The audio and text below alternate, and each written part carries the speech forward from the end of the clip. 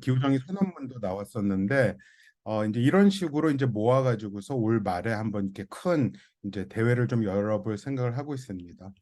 이것이 가지는 목표는 이제 크게 두 가지를 저희는 생각을 하고 있었는데요. 또 하나는 좀 사회운동들이 좀 구체적으로 기후 정의에 대한 좀 고민을 좀 깊이 하는 것, 연결점들을 만들어 보는 것, 자기 이야기를 만들어 보는 것, 좀 이런 식의 목표가 있고, 또 하나는 이런 과정을 통해서 더 많은 일반 시민들, 대중들에게도 기후 정의에 대한 이해를 확장하고 또 이제 각기 자기 공간에서 어떤 요구를 좀 구체화할 수 있는, 그래서 기후 정의 운동이 하나의 사회 세력으로 좀 이렇게 뭔가 결집될 수 있는 좀 그런 계기를 마련해 보려고 하는 그런 목표를 가졌습니다.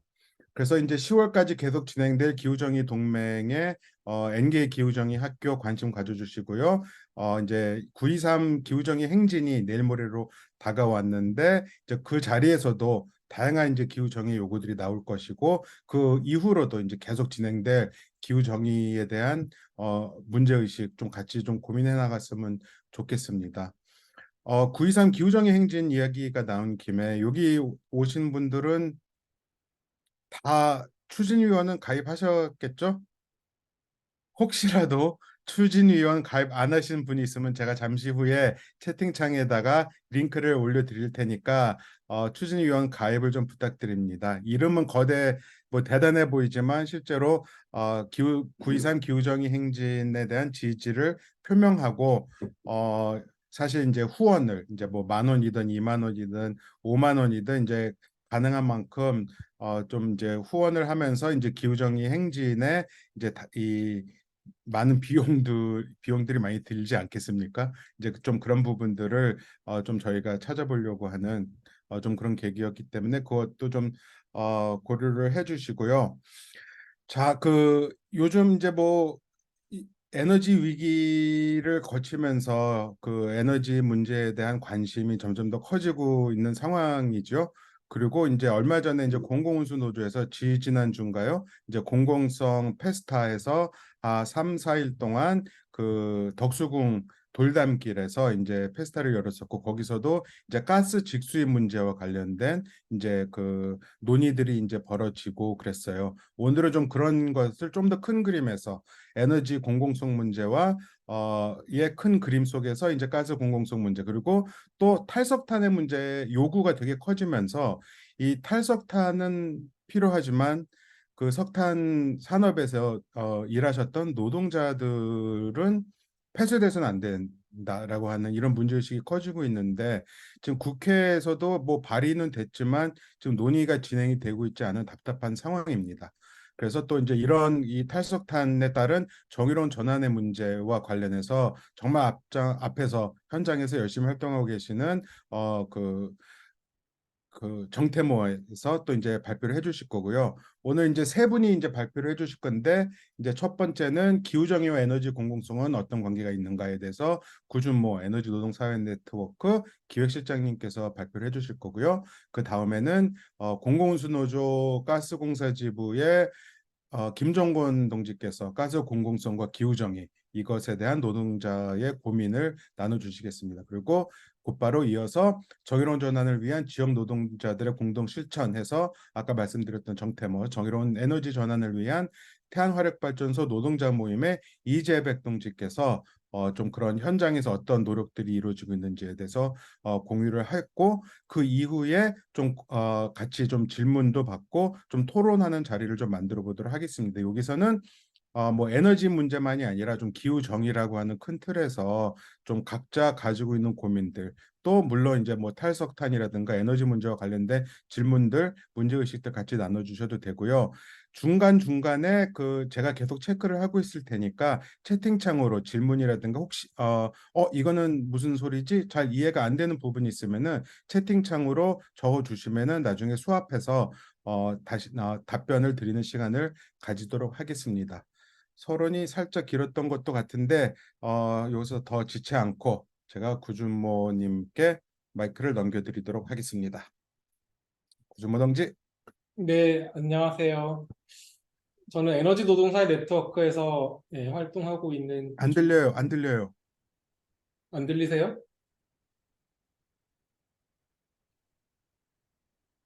아까 다 연습을 했는데, 리허설을 했는데. 안 저는 들리시나요? 들립니다. 잘 들립니다. 전 들리는데요. 아, 네. 잘 들리시죠? 털리만 안 들리시는 거 아니에요? 저거 해놓은 거 아니에요?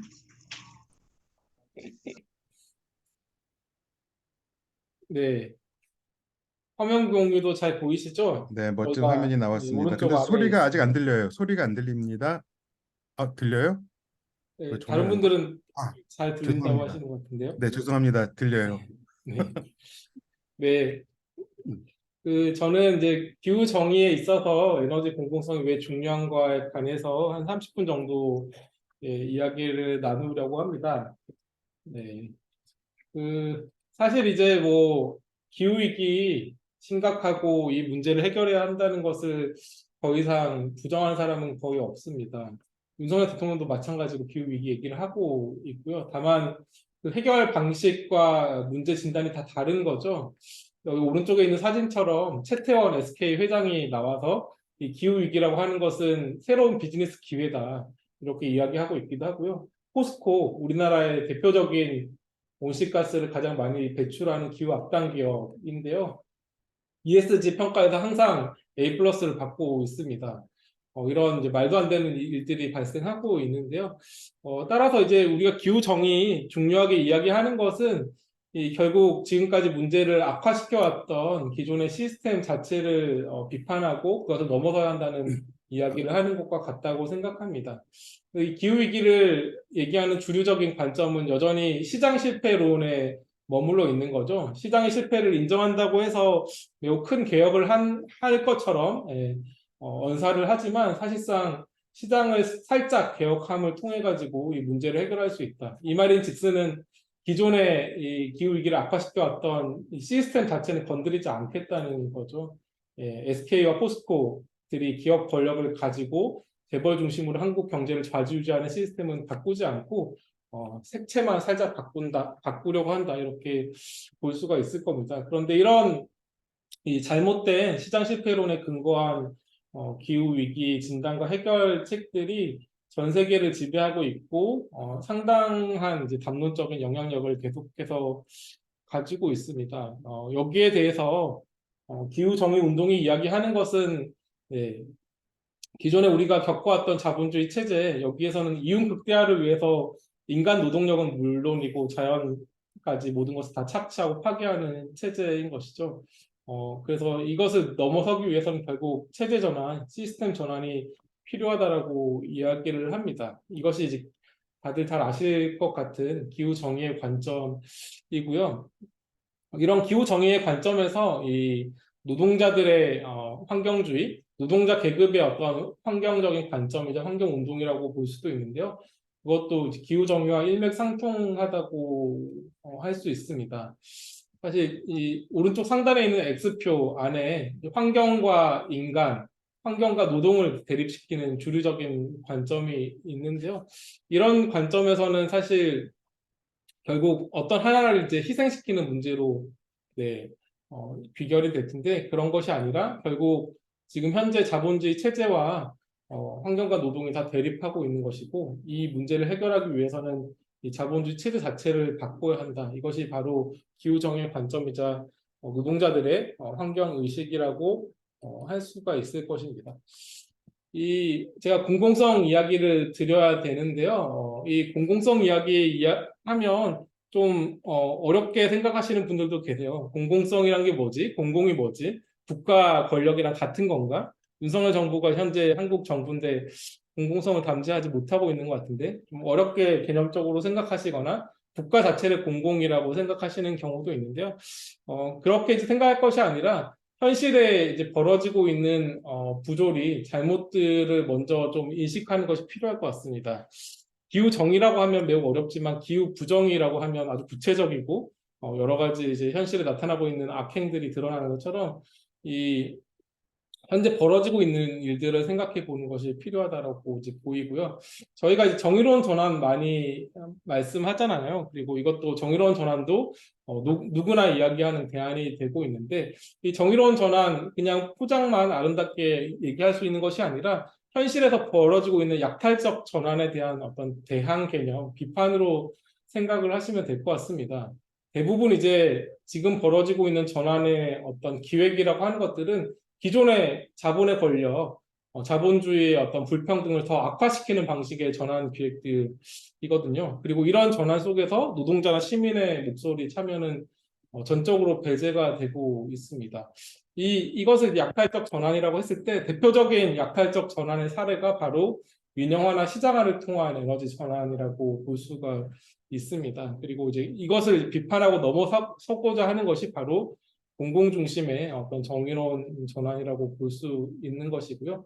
노동자를 배제한 탈석탄 정책들, 아리백이나 ESG, 그리고 뭐 전기차 지원 정책, 뭐 이런 것들도 다 약탈적 전환에 포함된다고 할 수 있습니다. 그리고 그것을 넘어서기 위한 우리의 요구이자 운송이 바로 정의로운 전환이고, 그런 맥락에서 에너지 공급성도 좀 구체적으로 생각해 볼 수가 있을 것 같습니다.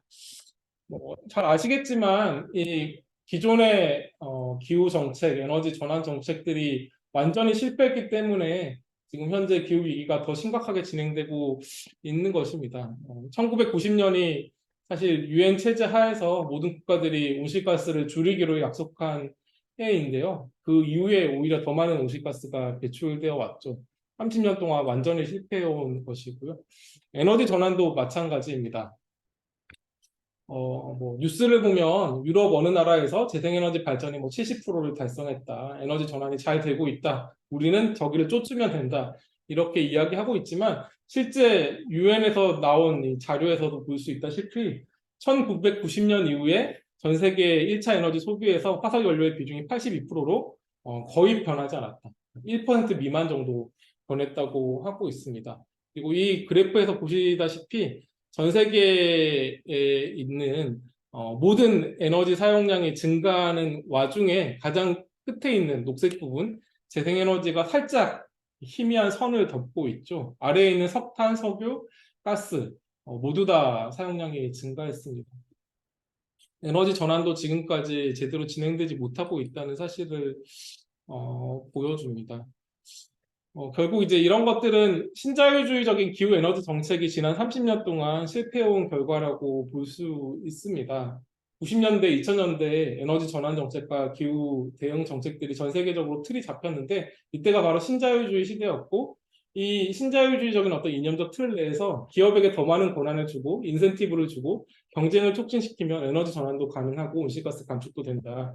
라고 믿었는데 그렇지 않았던 거죠. 신자유주의자들이 했던 약속들 모두 다 거짓말로 드러났고 오히려 이 시장화 속에서 공공성이 파괴되어 온 과정들이 있었습니다. 그래서 이런 방식으로는 에너지 전환도 기후위기 시대에 살아남기도 더 이상 힘들다라는 인식 속에서 공공성으로의 어떤 방향 전환이 필요하다라고 하는 자각들이 세계 진보 진영을 필두로 지금 이루어지고 있는 상황이라고 얘기할 수 있습니다. 우리나라도 이런 신자유주의적인 그리고 민영화를 중심으로 한 에너지 전환 그리고 에너지 정책들이 지난 20년간 지속되었습니다. 2000년대 초반에 김대중 정부에서 IMF 직후에 전력산업 구조 개편이라는 이름으로 민영화 정책, 전력산업과 가스산업에서 이제 이루어졌고요. 이제 그런 속에서 에너지 전환 정책도 계속 추진되었던 것이죠. 이게 이제 뭐 제가 여러 가지 사진을 슬라이드로 이제 오버랩되게 넣었는데 지금 현재 시스템에서는 그게 다 보이지 않는데요. 재생에너지가 마치 그 자체로 선한 것, 바람직한 것으로 이제 많이 상상되지만 재생에너지를 누가 할 것인가, 어떤 목적으로 할 것인가, 어떻게 늘릴 것인가 여기에 따라서 재생에너지 자체도 마냥 선이 아닌 그런 결과들을 가져오고 있습니다. 노무현 정부 때 우리나라에서 재생에너지 확대를 위한 정책이 처음으로 이루어졌는데 그 이후로 20년 동안 모든 정부들은 재생에너지 사업은 민간 사업자들이 하는 것이고 민간 사업자들이 결국 재생에너지 발전소를 운영하기 위해서는 인센티브, 돈을 제공해야 된다. 그 돈을 제공하는 방법과 양을 어떻게 할 것인지 이것만 이제 조절해 왔습니다. 결국 이 민간 사업자들이 재생에너지 사업을 한다는 것은 돈을 벌기 위해서, 이윤을 낳기 위해서 재생에너지 사업을 하는 것이고요. 그렇다 보니까 재생에너지 사업에 여러 가지 비용이 드는데 그 중에 하나가 이제 땅값이기 때문에 농지를 전용해서 또는 산지를 파헤쳐서 태양광 사업을 한다든지 이런 일들이 비일비재하게 발생하고 있습니다. 지금 현재 해상풍력에도 비슷한 문제들이 발생하고 있고요. 결국 이제 이 재생에너지 사업자들의 어떤 그 수익성 목표에 따라서 이것이 진행되면서 충분히 수익이 나지 않을 때는 재생에너지 사업자들을 더 많이 전기요금이나 세금으로 지원해줘야 된다. 또는 작년같이 전기요금이 엄청나게 올라서 재생에너지 사업자들이 아무것도 하지 않고 떼돈을 벌 수 있었던 상황에서 이윤을 조금 제한하려고 하니까 SKGS, 포스코 같은 민자 발전사들의 앞잡이가 돼서 S&P 상한제를 하면 안 된다. 재생에너지는 면제해달라 이렇게 요구를 하는 이런 상황이 지금 벌어지고 있습니다. 예, 그래서 뭐 이게 조금 복잡해 보이는데요. 그 아래에 그 네모난 표만, 이 흐름만 이해를 하시면 됩니다. 현재 이제 우리나라는 RPS와 REC라고 하는 재생에너지 보조금 제도를 채택하고 있는데요. 결국 이제 재생에너지 사업자들이 일반 국민이나 아니면 그 전기 소비자들의 전기 요금을 통해서 수익을 얻는 이런 비용 전산 보조금 지급의 구조가 나타나고 있고요. 이런 이 재생에너지 민자 발전을 지원하는 시스템 속에서 지난 한 5년간 11조 원 정도가 민자 사업자에게 지원됐습니다.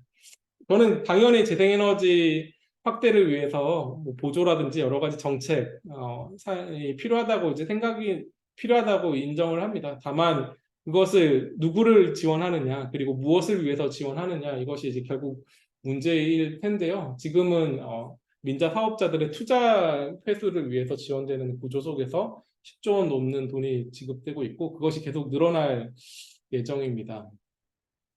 그런데 이제 현재와 같은 구조 속에서도 지금 현재 우리나라의 재생에너지 발전 비중은 2020년 기준 태양광과 풍력을 보면 4%가 채 되지 않는데요. 이런 상황에서도 재생에너지와 관련된 엄청난 갈등들이 나타나고 있습니다. 농민들이 농사지을 땅을 태양광 업자들에게 빼앗기기 때문에 태양광 패널 모양으로 된 칼을 쓰고 나오고 있고요. 어민들도 이제 비슷한 상황입니다. 지금 현재 약 4% 용량으로는 태양광 17기가, 풍력 1.6기가 정도 합쳐서 채 20기가도 안 되는 그런 그 시설을 만들고 운영하는 과정에서 이런 갈등이 발생했는데요. 우리나라가 온실가스를 대폭 감축하고 배출 제로를 달성하기 위해서는 2050년까지 약 500기가와트 정도의 재생에너지 설비가 추가적으로 더 필요할 것으로 예상이 되고 있습니다. 지금 20기가와트고 앞으로 추가로 설치해야 될 게 500기가와트인 거죠. 이게 잘 상상이 안 되실 텐데 현재 우리나라의 모든 발전소들을 다 더하면 이 용량이 130기가와트 정도입니다. 그것보다 한 4배 정도 더 많은 재생에너지 발전 설비가 필요하다는 것인데요. 그것을 누가 어떻게 할 것인가와 관련되어서 결국 지금과 같은 방식 속에서 민자 사업자들이 돈을 위해서 전쟁을 벌이는 방식을 격화시킬 것인지 그게 아니라 정말 민주적이고 생태적이고 바람직한 공공적인 대안적인 경로를 만들어 나갈 것인지 그 기로에 서 있다 이렇게 이제 보여집니다. 지금 현재 이 재생에너지의 민영화 부분을 제가 좀 집중적으로 말씀드리고 있는데 특히 이제 해상풍력 부분에서 이런 민영화의 사례들이 더 극적으로 나타나고 있습니다. 해상풍력은 매우 규모가 큰 사업이고 작은 규모가 뭐 수천억 원, 큰 규모는 1조에서 10조 이상의 돈이 들기 때문에 엄청나게 커다란 이권이 관계된 사업이죠. 이런 해상풍력 사업에 민자 사업으로 악명 높았던 맥쿼리 같은 기업들이 지금 눈독을 들이고 여러 가지 사업권을 선점하고 있습니다. 기존의 뭐 터널이나 도로 같은 것을 통해서 민자 사업에서 뭐 이윤을 얻었던 데서 나아가서 앞으로 새로운 먹거리는 해상풍력이다, 재생에너지다 이렇게 보고 있는 것이죠. 그리고 오스테드 같은 덴마크 계열의 초국적 기업, 에퀴노르, 노르웨이의 초국적 기업, 쉘 토탈 같은 석유 기업 이런 곳들이 한국의 바다 곳곳에 지금 해상 풍력 사업을 하기 위해서 사업권을 따려고 지금 노력을 하는 중입니다. 그 대표적인 사례가 추자도입니다. 제주도와 전라남도 사이에 있는 제주도에 소속된 부속 도서 섬이죠. 근데 추자도 이 섬 좌우에 각각 1.5기가와트 정도, 합쳐서 3기가와트 용량의 해상 풍력 사업을 노르웨이의 초국적 자본인 에퀴노르가 추진을 하고 있고요. 근데 이 사업의 규모가 18조 원입니다. 엄청난 규모인 거죠. 그리고 이 사업을 위해서 주민들을 설득하기 위해서 돈으로 회유를 하면서 여러 가지 좀 문제가 발생하고 있습니다.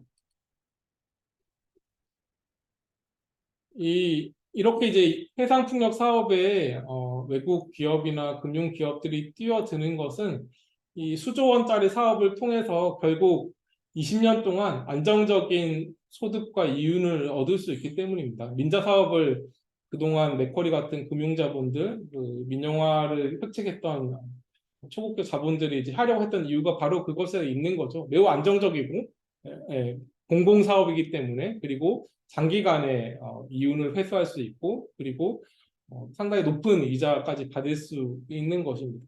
우리나라의 이제 법적인 민자사업 구조가 있는데요. 거기에서는 벗어나 있기 때문에 민자사업과 관련된 법적 감시를 받고 있지는 않습니다. 그러나 결국 국민들이 내는 전기요금을 통해서 20년 동안 아까 18조 원이라고 말씀드렸는데 18조 원짜리 투자 사업이면 18조 원 플러스 그동안의 이자, 이윤, 추가로 몇 조 원을 더 회수해가는 그런 구조가 지금 현재 한국의 해상 풍력에서 만들어지고 있다. 매우 우려스러운 상황이라는 것을 좀 말씀드리겠습니다. 근데 그러면 이제 거기에 대한 대안은 무엇이어야 되느냐? 당연히 이 민영화가 아니라 공공성에 기반을 둔 공공적인 재생에너지 사업이 필요할 것인데요. 그런 것과 관련되어서 우리나라만 고민을 하고 있는 것이 아니라 세계 곳곳에서 진보진영과 기후운동에서 공공적으로 어떻게 재생에너지를 늘릴 수 있을 것인가 관련된 고민들을 막 시작하고 그것이 몇몇 곳에서는 작은 성과로 드러나고 있기도 합니다. 대표적으로 미국의 뉴욕주가 있는데요. 뉴욕시가 포함되어 있는 훨씬 더 넓은 주 단위인 거죠. 여기에서 올 5월에 공공재생에너지 건설법이라고 하는 것이 제정이 되었습니다. 원래 뉴욕주는 지난 3년 전에 이 기후 리더십 법이라는 것을 통과시켜서 2030년까지 재생에너지와 청정에너지의 비중을 70%, 2040년까지는 100%로 높이겠다 이렇게 목표를 설정했는데요. 그런데 상당히 넓은 땅덩이를 가지고 있는 뉴욕주에서도 태양광과 풍력 발전의 현재 비중은 4%, 아까 우리나라가 3.8% 정도 됐거든요. 거의 비슷한 비중밖에 안 됐습니다. 너무 확대가 안 되는 거죠. 이 문제를 어떻게 할 것인가 하나 고민을 했고요. 이런 고민을 할 때 하나의 디딤돌이 되었던 것이 미국에는 뭐 다 민영화의 천국처럼 생각하지만 미국에도 공공 발전소들이 상당히 있습니다. 미국 전역에 있고요. 그 뉴욕의 전력공사, 전력청이라고 하는 곳이 있는데요. 이곳이 상당히 미국에서는 가장 큰 공공 발전 회사입니다. 그래서 이 뉴욕 전력청 공사를 통해서 뉴욕의 공공 재생에너지를 대규모로 보급하자. 그리고 우선은 공공시설부터 재생에너지를 쓰도록 이렇게 하자. 이런 이제 움직임들이 이루어졌습니다. 그래서 이제 뉴욕에서 다양한 시민사회와 노동조합 그리고 사회주의자를 포함하는 아주 진보 진영이 함께 공공전력 뉴욕 연합이라는 것을 만들었고요. 이 연합이 한 4년 동안 다양한 캠페인, 정치인 압박, 선거운동, 그런 그 노동조합도 이제 초기에는 좀 회의적인 것도 있었는데 설득하고 이런 과정들을 통해서 결국 올 5월에 뉴욕 공공재생에너지 건설법이라고 하는 것이 통과가 되었습니다. 뭐 우리가 이 뉴욕과는 이제 좀 미국과는 다른 환경에 있기 때문에 그대로 대입할 수는 없지만 이들이 무엇을 이제 기획했고 무엇을 성취했는지를 좀 보면서 영감을 얻을 필요도 있겠다 싶고요. 이 운동이 성공하고 난 뒤에 이 운동에 적극적으로 참여했던 한 단체에서 이 공공재생에너지 법의 목표가 무엇이고 이것을 통해서 무엇을 할 수 있는지 관련된 카드 뉴스를 만들었는데요. 이 법의 가장 중요한 목표 중에 하나는 단지 재생에너지를 확대하는 것이 아니라 이를 통해서 뉴욕에 살고 있는 노동계급, 노동자들의 상황, 노동자 계급의 이 삶을 향상시키는 것에 목적이 있다. 그리고 더 빠르게 재생에너지로 전환할 수 있다. 이런 이야기들을 했고요. 그리고 이 법 중에 중요한 또 하나는 이 공공재생에너지 사업을 할 때 매우 높은 노동 수준, 노동 표준을 도입하고 그리고 실제 화석연료 부분에서 일자리를 잇는 사람들에게 우선 고용권을 제공해서 정의로운 전환을 좀 불증하는 그런 것들을 또 꾀하고 있기도 합니다. 그리고 요금을 더 낮추어서 시민들에게 적정한 에너지를 쓸 수 있는 권리를 이제 부여하는 것 이런 것들을 이 법안의 의미이자 목표로 설명을 하고 있습니다. 제가 좀 이제 뭐 너무 많은 이야기를 한 번에 하려고 보니까 좀 급하게 얘기되기도 하고 왔다 갔다 했는데요. 결국 이제 지금 현재 이 약탈적 전환을 꾀하고 있는 에너지 체제라고 하는 것은 이윤을 위한 에너지 체제라고 볼 수 있습니다. 그런 이윤을 위한 에너지 체제를 더 강화하려고 하는 것이 민영화를 통해서 민간 기업에게 재생에너지 사업을 맡기고 한전과 발전 공급을 이제 뭐 해체하거나 평야시키면 오히려 문제가 더 잘 해결될 것이라고 이제 계속 주장하는 이 자본과 그들을 또 대변하는 어떤 전문가들이 있는데요.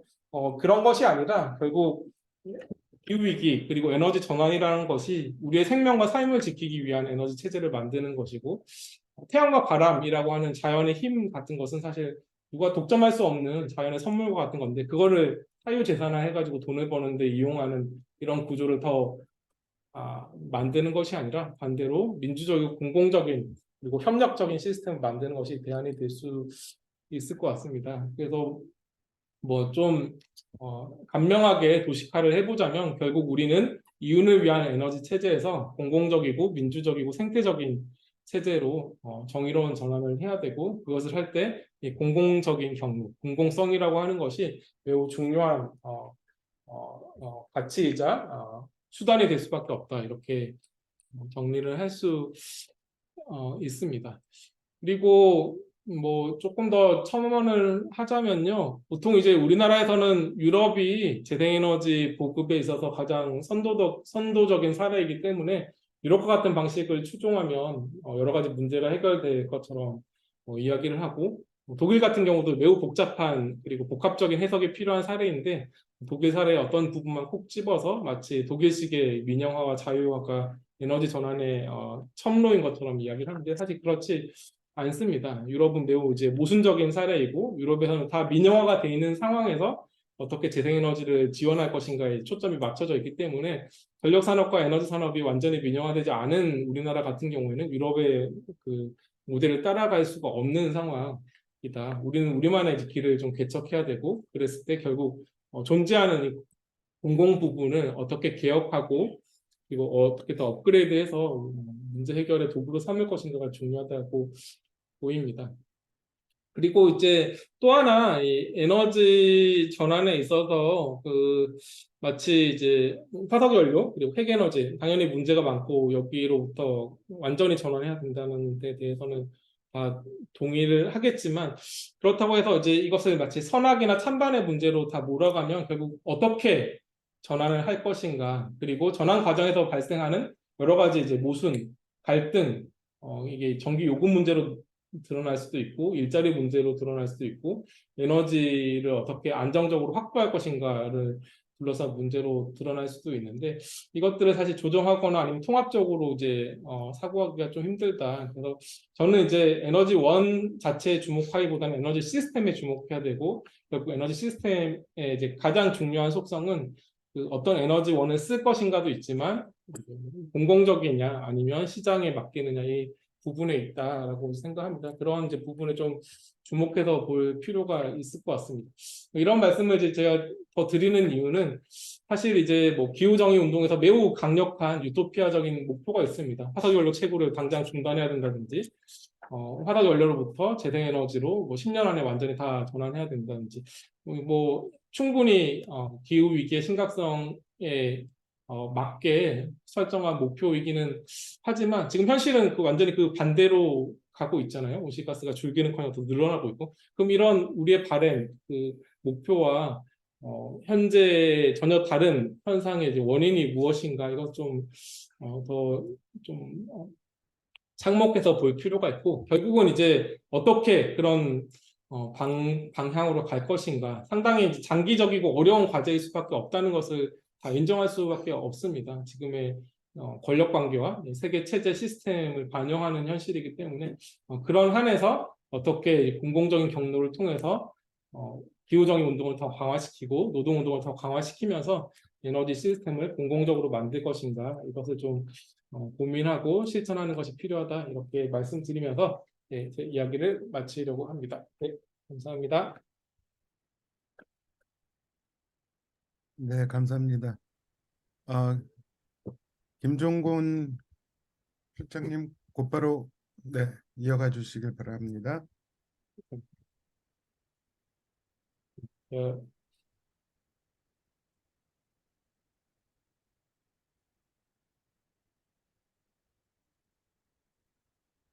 예, 반갑습니다.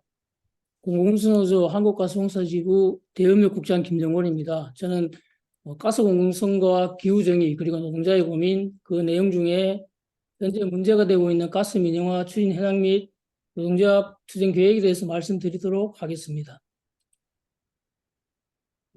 크게 한 4가지 정도로 말씀을 드리겠습니다. 첫 번째는 가스 산업에 대해서 한번 한국의 가스 산업에 대해서 한번 말씀을 드리고요.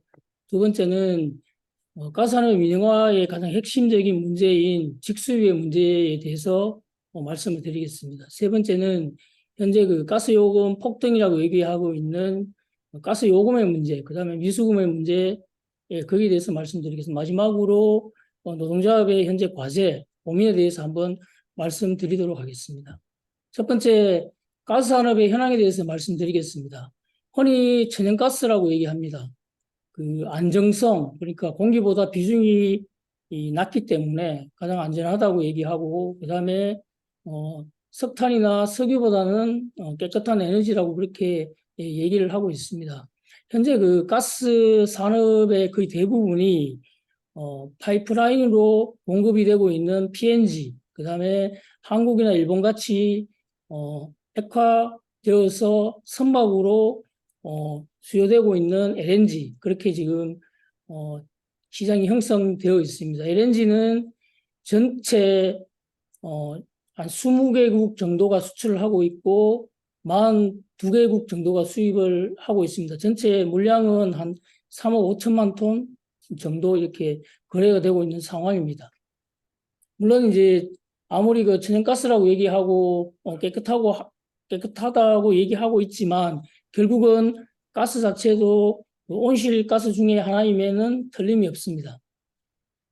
그럼에도 불구하고 가스가 왜 중요하냐면 결국은 그 재생에너지로의 전환이 필요하지만 그런 부분이 결국은 석탄 발전소가 축소되고 그 부분이 구조가 비슷한 가스 발전소에서 노동자들을 향후에 수용이 가능하고 그다음에 결국은 그 가스 발전을 유지하는 것이 구조적인 어떤 전환을 이루는데 필요하다고 생각되기 때문에 그렇게 말씀을 드릴 수가 있겠습니다. 그리고 공공적인 관리와 전환의 가스 역할이 가장 현재까지는 필요하다고 생각하기 때문에 현재 가스 역할이 아직도 필요하다고 얘기를 할 수 있겠습니다.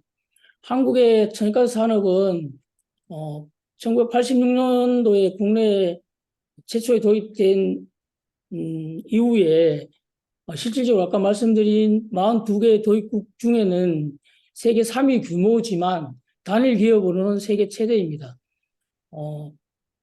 한국의 가스 시장은 약간 기형적으로 이렇게 발달을 했는데 도입하고 도매는 한국가스공사가 책임을 지고 있고 그다음에 소매 부분은 소비자들과 직접 판매되고 있는 소매 부분은 지역별로 해서 34개의 민간 도시가스사가 지역별 독점 체계를 구성하고 있습니다. 그리고 LNG 시장의 특징은 결국은 그 초기 비용이 굉장히 이제 많이 소요되고 장기간에 걸쳐서 프로젝트가 개발되고 이런 부분이 이 장기 계약을 중심으로 해서 약정된 구매자와 그다음에 수송을 하기 위한 수송선, 그다음에 인수기지 이런 것들이 없이는 LNG 공급이 실행되는데 어려움들이 있습니다. 그리고 LNG 시장 자체가 구매자 시장, 판매자 시장 등의 어떤 시황이 변동됨으로 인해서 주기적으로 변동성들을 가지고 있습니다. 그리고 에너지 전환에 있어서 탄소 중립과 LNG는 가장 큰 어떤 가비 역할을 할 수 있는 게 또한 사실이기도 합니다. 가스 민영화의 가장 큰 문제인 국내 직수입 현황과 문제점에 대해서 말씀드리도록 하겠습니다. 1997년도에 석유사업법에서 도입이 시작된 소비형 직수입 제도는 처음에 도입 취지는 천연가스의 대량 수요자의 연료 선택권을 보장한다는 취지로 발전용, 그다음에 산업용, 열병합용, 열전용, 설비용을 위해서 설비의 정설이나 안 그러면 연료의 대체, 신규 수요 물량에 한해서만 도입이 되는 게 직수입 제도의 처음 도입 취지입니다. 현재는 11개사이며 13개 사용처에서 국가 전체 수입량의 2020년 실적 기준으로 보면 거의 한 22% 정도에 수준하는 920만 톤이 도입되고 있는 게 현실입니다. 물론 직수입사들의 거의 대부분은 SKGS 중심의 민간사들이 중심이고 그들의 물량이 거의 80% 이상을 차지하고 있습니다. 물론 2013년에 3.5% 정도 도입되던 것이 직수입 물량이 2020년에 급증해서 지금 현재 22.4%까지 급증한 실정입니다. 직수입 제도는 왜 문제냐면 민간들이 아무런 수급에 대한 책임 없이 그다음에 비축이라는 어떤 국가적인 자원의 어떤 안보 측면 없이 문제가 되고 있기 때문에 그들이 가져가는 이윤이 결국은 전기요금이나 가스요금으로 인하되지 않는 그런 어떤 효과가 있기 때문에 그들의 이익만큼이 공공의 요금에 반영되어서 그대로 요금 인상의 요인이 되기 때문에 문제가 되고 있다고 생각하고 있습니다. 지금 시황에 따라 아까 말씀드렸다시피 천연가스 시장은 저가일 때도 있고 고가일 때도 있고 항상 이렇게 변동성이 있는데 저가일 때는 계약을 체결해서 그 이익만큼을 직수입자들이 직접 가져가고 고가일 때는 수입을 포기해서 그 부분을 공공기관인 가스공사가 공급에 대한 책임을 져서 가스요금을 평균 가격을 올리는 요인으로 계속 그렇게 지금 시장이 진행되고 있는 실정입니다. 그래서 2020년 기준, 22년 기준으로 해서 20년 대비 거의 3배에 달하는 2조 2천억에 달하는 영업이익을 지금 실현하고 있는 것들이 문제입니다. 그러한 어떤 영업이익들을 민간 기업이기 때문에 민간 직수입자들의 초과 이익을 환수할 수 없다는 게 시장의 어떤 문제이고, 그 다음에 또 한 가지는 이러한 직수입 정책은 경쟁과 그 다음에 발전회사까지 포함해서 지금 경쟁을 추진하고 있기 때문에 이런 부분은 결국은 폐지시키고 가스산업의 공공성을 강화하지 않으면 전기요금이나 가스요금에 심각한 문제를 계속 끼칠 수밖에 없는 게 현실입니다. 그래서 지금 그 가스요금에 대해서 궁금한 점들이 굉장히 많으실 거로 생각을 하고 있습니다. 그래서 가스요금과 미수금 현황에 대해서 설명을 드리도록 하겠습니다. 가스는 결국은 거의 대부분이 소비자 요금의 한 80% 정도는 원료비에 구성되어 있고, 그 다음에 한 10% 정도가 가스공사 도매 부분에서 발생하고 있는 도매 공급 비용입니다. 나머지 10%는 아까 말씀드린 지역별 독점 구조인 소매자들의 소매 공급 비용으로 구성이 되어 있습니다. 원료비의 요금의 인상 요인의 가장 큰 요인인 원료비 급등의 문제는 결국은 여러 가지 요인이 있지만 전쟁으로 인한 그다음에 국제 에너지 가격 인상으로 인한 유가 급등이 가스 가격의 급등을 이루어 왔습니다. 거의 원가 대비하면 거의 800%, 8배 정도 지금 올라 있는 상황이고, 그것은 지금 현재 원가 평균 에너지 가격, 가스 가격은 한국의 주택용 가스 요금은 62% 수준에 지금 머물러 있습니다. 이것은 주요 선진국 대비 최저 수준입니다. 미수금은 현재 그러니까 2022년 기준으로 해서 주택용 요금만 9조 원 정도 지금 쌓여 있습니다. 이 부분은 물론 많기도 하지만 이번만이 문제가 아니었고 2008년 글로벌 금융위기 때도 한 5조 5천억 정도 누적된 사례들이 있습니다. 이 부분도 2013년부터 정산 답관을 통해서 17년 10월까지 미수금을 전액 회수를 완료한 사례들이 있습니다. 그때는 결국은 국제 유가가 떨어지면서 정산 단가를 그러니까 요금을 올리지 않고 정산 단가를 통해서 그걸 회수한 전력들이 있습니다. 그래서 지금 9조 원 정도의 미수금은 굉장히 가스공사의 재정적인 압박, 그다음에 향후에 재무적인 압박으로 지금 다가오고 있고, 향후에 결국은 가스 요금을 인상하지 않으면 해결되지 않는다는 주장들이 지금 계속 얘기되고 있습니다. 이런 해결 방안에 대해서 결국은 두 가지밖에 방법이 없습니다. 하나는 요금을 인상해서 미수금을 정산하는 방법, 또 하나는 정부가 재정이나 그러면 세금 감면으로 해서 미수금을 장기적으로 해소하고 나머지 부분에 대해서는 단계적으로 요금 인상을 통한 현실화를 통해서 가격 왜곡을 줄여야 할 것으로 생각하고 있습니다. 이 부분은 미수금은 한전은 적자로 이렇게 귀결되고 있지만 가스공사는 회계상 그걸 적자로 반영하지 않고 미수금이라는 하나의 이제 회계 개정 과목으로 해서 향후에 이전시키는, 적자를 이전시키는 그런 어떤 회계상의 부분입니다. 하나의 부분이고, 그 부분이 아까 한전은 32조의 적자로 매 이제 결산 회기마다 결정이 나지만, 네, 맞습니다. 미수금은 원래 가스공사가 받아야 할 요금 중에 받지 못할 부분이고, 그것은 회계상의 문제고, 그러니까 적자와 미수금의 거의 동일한 내용인데, 결국은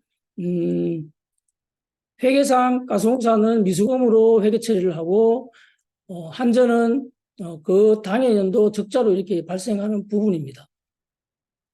그래서 회사를 보면 정부의 재정 지원으로 해서 거의 대부분이 에너지 가격 급등에, 물론 아까 유럽 같은 경우는 에너지 가격이 거의 폭등했지만 그 안에 내용을 보면 그것을 완화시키는 측면들도 있었습니다. 영국 같은 경우는 38조 원, 프랑스 같은 경우는 62조 원, 독일은 더 많은 88조 원, 일본조차도 동절기 3개월 동안 10조 원을 투입해서 그 요금 인상을 억제하는 그런 어떤 제도를 실현했었습니다.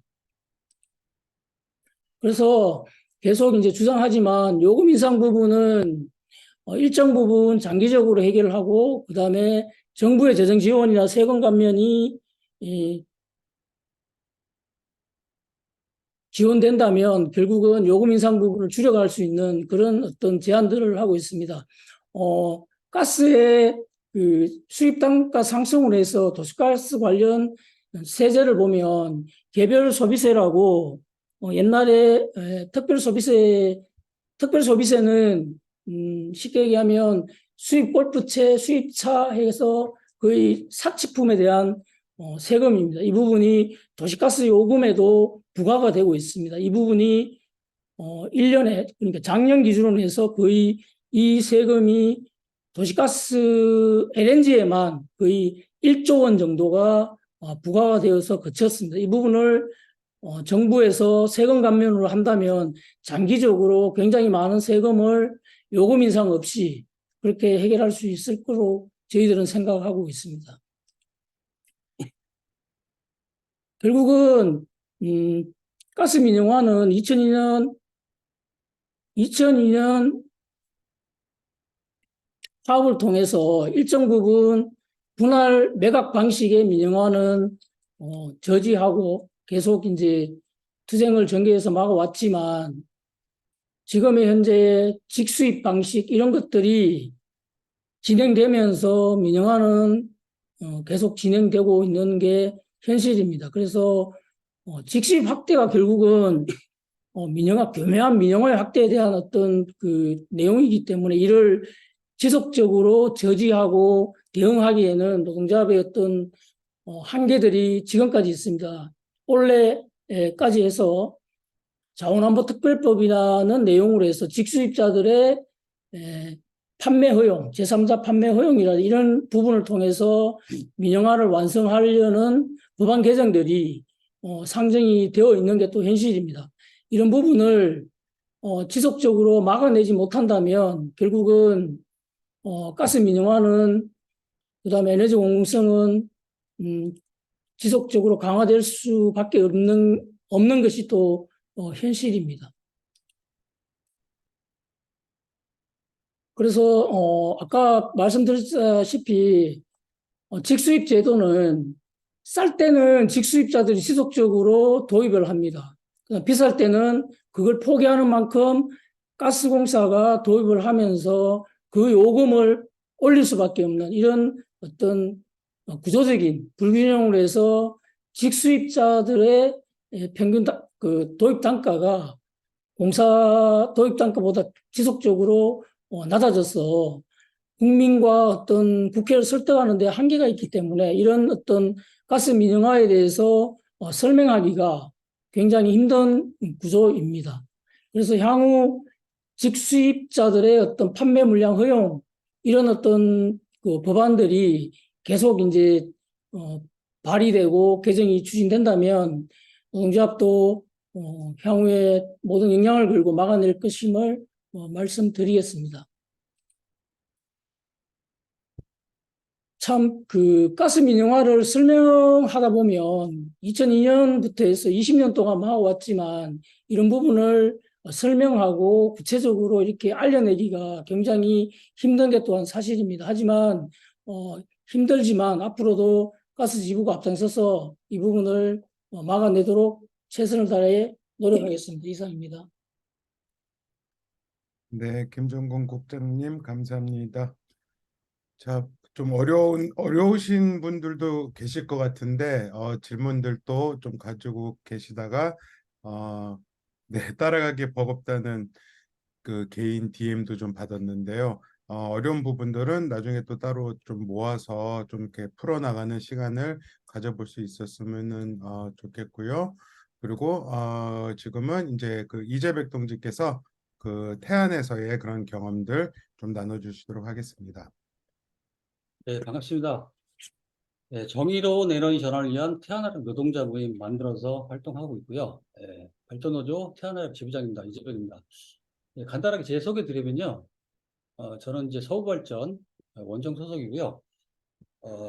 전임이나 타임오프 받아서 활동하진 않고 현장에서 일하면서 활동하고 있습니다. 2년, 지금 현재는 현장안전팀 있습니다만은 2년 전까지만 하더라도 발전 운전 분야에서 교대 근무 활동하다가 현재는 이제 현장 안전팀이라는 곳에서 일하고 있습니다. 예, 이제 발표는 이제 전에 앞서 교동지는 좀 복잡한 네? 좀 말씀을 해주셨는데 저는 이제 가볍게 어떻게 활동했는지에 대해서 말씀을 드리도록 하겠습니다. 발표 순서는 어떤 활동을 했는지, 그리고 소소합니다만은 어떤 성과가 있었는지, 그리고 앞으로 과제가 무엇인지 순으로 말씀을 드리도록 하겠습니다. 먼저 결석인데요. 작년 9.24 기후정의 행진이 있었는데 이거 앞두고서 태양광 발전소 내에 6개 민주노조가 있는데요. 폐쇄되는 석탄 발전소 당사자로서 우리 목소리 한번 내보자라고 해가지고 정의로운 에너지 전환을 위한 태양광 발전소 노동자 공동선언이라는 걸 했습니다. 그리고 3일 동안 출근 선전을 한 거죠. 근데 반응이 좀 좋았습니다. 비정규직 노동자들도 그렇고 정규직 노동자들도 그렇고 좀 호응이 좋았습니다. 뭐 조직별로 한 5명 정도씩 해서 한 30명 정도 모아보자고 목표를 세웠는데 목표를 좀 훨씬 웃돌아서 참석을 했습니다. 그리고 2018년에 김영균 노동자의 비극적인 죽음이 있었는데 그때 이후로 원하청 노동자들이 서로 이제 반목하는 그런 상황이 있었는데 그런 것이 상당 부분 사라졌다라는 것을 확인하는 소중한 성과이기도 했습니다. 그래서 내친 김에 모임 만들어가지고 지속적으로 한번 활동해보자라고 해서 만들어진 것이 정의로운 에너지 전환을 위한 태양나라 노동자 모임, 줄여서 정태모를 만들게 됐습니다.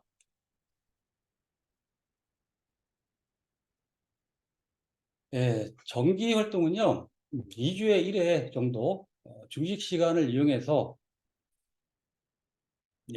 질문은 이따 좀 답변 드리도록 하겠습니다. 2주에 1회 정도 중식 시간을 이용해서 모임을 가졌었는데요. 이 자리에서 실천 활동 무엇을 할 것인지에 대해서 논의를 했고 또 기후위기에 대해서 학습을 했습니다. 주로 이제 조천호 박사 동영상 보면서 보고 와서 뭐 소감을 나누고 주제를 뽑아서 토론하는 시기였는데요. 뭐 겉으로 보면 기후위기에 대한 해결책과 노동자의 고용 문제가 대립하는 양상으로 보일 수 있습니다.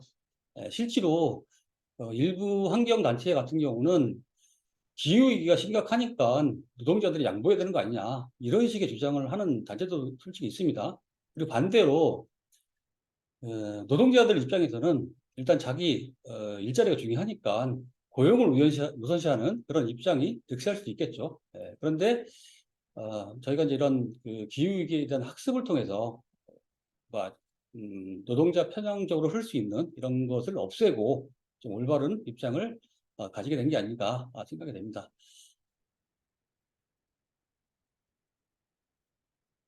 그리고 월 1회 걸쳐서 소식지 발행하고 태안화력 정문에서 출근 선전전을 했습니다. 이건 매월 하는 정기 활동입니다. 그리고 그 외에 기후위기의 심각성, 그리고 발전소 폐쇄로 발생할 노동자 해고 문제와 인구 감소 등으로 발생할 지역 소멸 문제들, 이런 문제들을 알리기 위해서 3월과 6월 2차례에 걸쳐서 태안시내 선전전을 진행했습니다. 그리고 동시에 지역 주민들은 어떤 생각을 가지고 계신지 설문조사도 했고요. 그리고 2차 선전전 때는 지역 소상공인협회와 같이 선전전을 할 예정이었습니다만은 아쉽게도 불발이 됐습니다. 뭐 이유는 소상공인협회에서 노동자 조끼 착용이 좀 거슬린다라고 하면서 이제 불발이 되게 된 거죠. 굉장히 보수적인 단체고요. 이후에도 같이 할 수 있을까 걱정이 심히 됩니다. 그리고 7월 28일 날 정의로운 에너지 전환을 위한 태안화력 노동자 결의대회를 개최했는데요. 정태모가 주최하는 첫 집회였고요. 군청까지 행진해서 우리의 요구를 군청에 전달했고요. 그리고 이날 이제 정태모 동지들뿐만 아니라 지역의 단체 그리고 정당 등에서 많이 오셔가지고 한 100명 정도 참석을 하게 됐습니다. 그리고 시야를 발전소 내에 가두지 않기 위해서 뭐 기후정의 동맹이라든지 이런 조직 것들 사업을 적극적으로 하려고 노력을 했습니다. 4.14 사업 많이 했었고요. 그리고 지금은 9.23 기후경제 참여선언이라는 걸 하고 있고, 그리고 조합원들한테 서명 받는 작업을 하고 있습니다.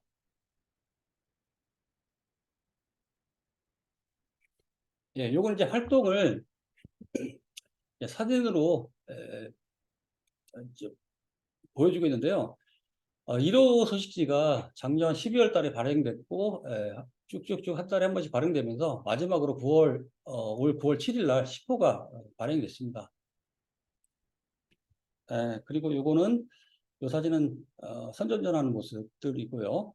여기는 이제 태양군 조례회에서 정의로운 에너지전환 민간협의회라는 것이 열렸었는데, 이때 우리 노동자위원들, 정태보 소속의 노동자위원은 4명 있는데 이때 참여해가지고 같이 논의를 했는데 지금 좀 삐걱대고 있어요.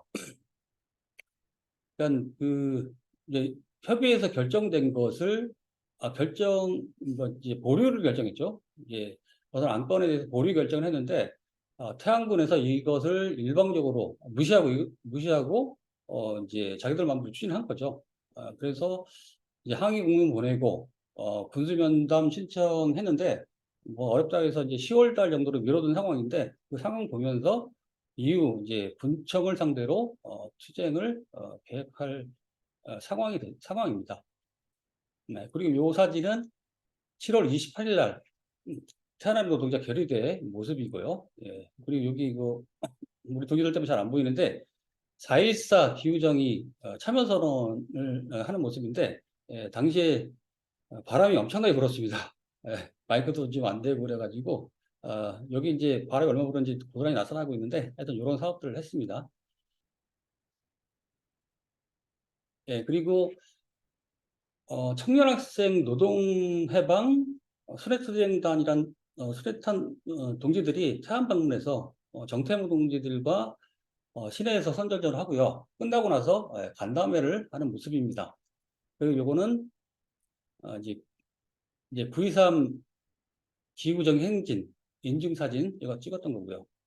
그리고 요거는 이제 시내 선전전을 하면서 설문조사 이렇게 이제 스티커를 붙이는 방식으로 설문조사를 진행했습니다. 밑에도 마찬가지고요. 그리고 요거는 이제 요 사진은 발전소 노동자를 대상으로 해서 토론회를 열었는데 정의로운 전환을 위해서 우리는 무엇을 할 것이냐 뭐 이런 토론을 개최하는 모습이고요. 이건 이제 9.23 정의행진 포스터 사진을 보시는 모습입니다. 성과부인데 기후 위기가 심각해서 발전소를 폐쇄하게 됐습니다. 더불어서 노동자로 봐서는 굉장히 불행하게도 노동자들의 대량 해고가 우려되는 상황인데요. 이런 상황 속에서 발전소의 원하청 노동자가 함께 조직을 만들고 그리고 발전소 노동자들의 목소리를 알렸다는 것 자체가 저는 큰 성과라고 생각됩니다. 그래서 이런 모습들이 공공운수노조 순회 교육 소식지에 담기기도 했고요. 그리고 KBS의 다큐온이라는 프로그램이 있는데요. 지난 8월 26일 날 방영됐는데 탄소 중립으로 가는 길에 정태모의 활동이 일부 방영되기도 했습니다. 저희가 생각하기에 기대에는 좀 미치지 못했지만 그래도 정태모가 많은 관심을 끌고 있었다는 것을 보여주고 있습니다. 그리고 발전소 폐쇄 문제가 비단 노동자만의 문제가 아니라 지역에도 커다란 영향을 미치고 있는데 이런 문제를 지역 주민에게 알리면서 공동투쟁의 길을 모색하기도 했고요. 그리고 기후위기를 막는 문제하고 정의로운 전환의 목소리가 별개가 아니라 동일한 문제다라는 것을 알리기 위해서 노력을 했습니다. 과제 부분인데요. 뭐 아시다시피 기후위기가 굉장히 심각합니다. 지난 유엔 사무총장이 그러셨죠. 이제 지구 온난화 시대는 끝났고 지구가 끓는 시대가 시작됐다고. 오늘 보니까 더 과격하신 말씀을 하시더라고요. 지옥문이 열렸다라는 표현을 하셨는데 그 정도로 기후위기가 심각합니다만은 각국 정부의 대응은 너무나 늦는 것 같아요. 그래서 오늘 유엔에서 대책회의가 열렸다고 하는데 미국이나 중국 같은 이제 탄소 온실가스를 많이 배출하는 국가는 참석하지 않았고요. 한국도 참석하지 않았고요. 안 왔다고 하더라고요. 그만큼 뭐 기후위기를 심각하게는 생각하는 건지 의미 드는 그런 행보를 보이고 있습니다. 그리고 또 석탄발전소가 이제 폐쇄된 후에 노동자들 고용보장 문제도 전혀 되어 있지 않고요. 그래서 기후위기를 막을 대책과 이제 발전소 폐쇄 후에 총보장 보험 같은 정의로운 전환은 발전소 노동자 그리고 지역주민을 포함한 노동자 민중의 전폭적인 투쟁을 통해서 가능할 것 같다라는 생각이 듭니다. 물론 이제 이런 큰 투쟁을 만들어내는 것이 쉽지만은 않겠지만 다른 발전소로 투쟁을 확산하고 또 지역 주민과 함께하는 실천 속에서 그 가능성이 열릴 거라고 생각이 됩니다. 무엇보다도 발전소에서 한 발전소에서 투쟁의 모범을 만드는 것이 중요할 것 같은데요. 정태모가 그 역할을 하고 싶고 할 수 있다고 생각합니다. 그리고 추진 과제로서 뭐 몇 가지 뽑아봤는데요. 일단 뭐 다른 발전소에도 정태모 같은 실천을 확장하기 위해서 노력할 거고요. 그리고 노동자가 주도하는 기후정의 운동을 만들기 위해서 또 정태모를 더욱 알리는 사업을 하기 위해서 노력하겠다는 말씀 드리겠습니다. 사실 그 9.23 기후정의 행진 때 사전 결의대회를 정태모 등 해서 이제 추진하려고 했는데 여건이 되지 않아서 불발이 됐고요. 그리고 이후에 10월 달이나 11월 달 정도에 아시다시피 충남 지역에 석탄발전소가 많이 있습니다. 제가 알기로는 3분의 2 정도가 몰려있는 걸로 알고 있는데 그만큼 석탄발전소 폐쇄로 인해서 큰 영향을 미친다는 거죠.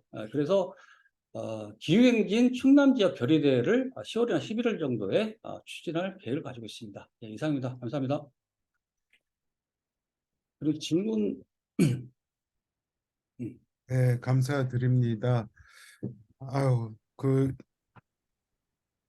지금 이제 기지개도 한번 이렇게 쭉 피시고요. 지금 한 1시간 동안 되게 좀 뭐랄까요, 빡세게 그 에너지 전환의 어떤 뭐 성격과 문제들, 이것이 민간 기업 중심으로 민자 중심으로 가면서 드러났던 문제들, 사실 30년 넘게 국제사회에서 기후위기 대응을 하자라고 이야기를 해왔지만 사실 상황은 더 안 좋아지고 있는 그런 상황인데, 이 부분에 대해서 구준모 실장님께서 말씀을 잘 해주셨고요.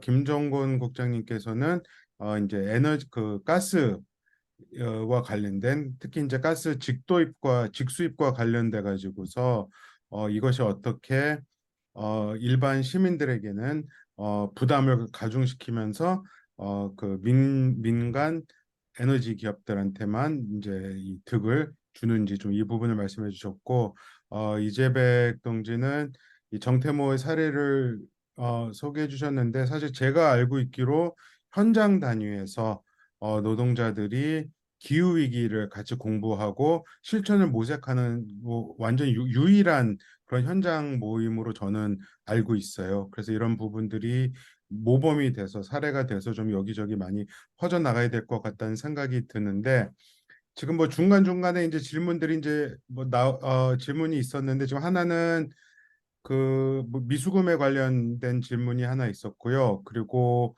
김용균님의 죽음이 왜 원화청 노동자의 반목으로 이어졌는지, 참 이 한국 노동운동의 문제점이기도 한데, 이 부분 그 이재백 동지께서 말씀을 해주시고, 그 다른 질문들, 이제 특히 가스 문제 같은 경우에서는 좀 복잡하고 어렵게 느끼실 분들도 계실 것 같아요. 그래서 질문 있으신 분들은 채팅창으로 질문을 남겨주시거나 아니면은 손을 들고 이 발언을 통해서 뭐 질문이나 의견을 주셔도 좋을 것 같습니다. 네, 답변 먼저 부탁드립니다. 답변하면 됩니까? 네, 예. 먼저 말씀하시죠. 네네. 네. 뭐 저도 이제 뭐 이렇게 써놨는데 다시 이제 생각해보니까 왜 그런지 잘 기억이 잘 안 나는데요. 예, 뭐 이제 잠시 이제 시간 있는 동안에 좀 생각을 해봤어요. 그때 그 2018년에 김영균이라는 노동자가 24살이었죠. 예, 혼자 일하다가 컨베이어 석탄 이제 나르는 컨베이어 그쪽 이제 점검하다가 거기서 이제 돌아가져요. 예, 이제 목이 이제 잘리거든요. 근데 돌아가신 상태가 한 몇 시간 동안 이제 방치가 된 거죠. 이제 처음에는 이제 뭐 저도 이제 생각하기를 이런 젊은 노동자가 또 그것도 혼자 돌아가셨는데 뭐 끔찍하게 돌아가셨는데 많은 이제 노동자들의 공분을 살 거라고 생각을 했어요. 그래서 처음에는 이제 정규직 노동자들 같은 경우도 그 죽음에 대해서 뭐 애도하고 뭐 이런 분위기가 형성됐었는데 이제 기명 노동자 투쟁이 이제 커지면서 회사는 이제 적극적으로 이제 방어를 하는 그런 입장이 된 거죠. 그러면서 이제 거기에 이제 동조한 것이 이제 어영노조. 저희가 지금 이제 복수노조인데 한 80% 정도가 어영노조 소속이에요. 20%가 이제 민주노조 소속이고. 근데 그 어영노조도 마찬가지로 회사의 입장을 적극적으로 대변하는 이런 쪽으로 돌아서는 거죠. 그러면서 이제 거짓말도 섞고 뭐 이러면서 또 거기에 이제 맞물린 게 정규직 전환 문제하고도 맞물렸죠. 당시에 이제 문재인 정부가 비정규직 뭐 전부 정규직 하겠다 이렇게 선언하고 나서 뭐 개코나 이제 있지는 않았죠. 그냥 자회사 만들어서 뭐 만들거나 이런 경우가 있었는데 하여튼 그런 거에 대한 반감을 젊은 이제 원청 동지들 중심으로 해서 많이 공을 사는 분위기였었고 비정규직 정규직을 굉장히 반대하는 그런 분위기가 간이 맞물려서 일어난 거예요. 그러다 보니까 이제 뭐 비정규직 노동자들은 죽음에 대한 애도 플러스해서 노동환경 개선 나아가서 정규직 요구를 갖다 한 거고 또 정규직 원청 노동자들 같은 경우는 회사 입장을 쫓아서 또 이제 자기 입장도 일부 섞여 있겠죠. 그러면서 이제 이제 막 정규직 반대가 목소리가 더 나아가면서 김영희 노동자의 그런 죽음조차도 뭐 희화화하는 뭐 이런 쪽으로 이제 흘렀던 거죠. 예. 답변이 되는지 모르겠습니다.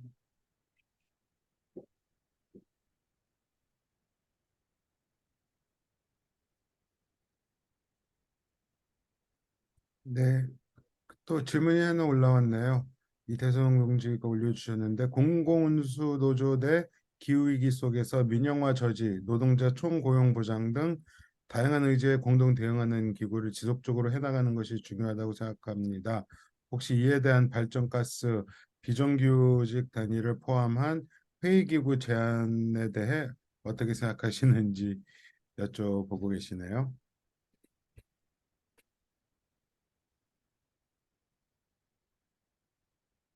네.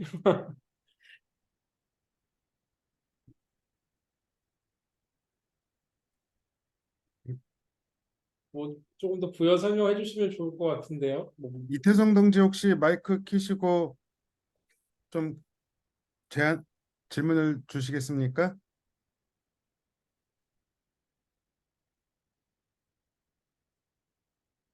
발언 가능하세요?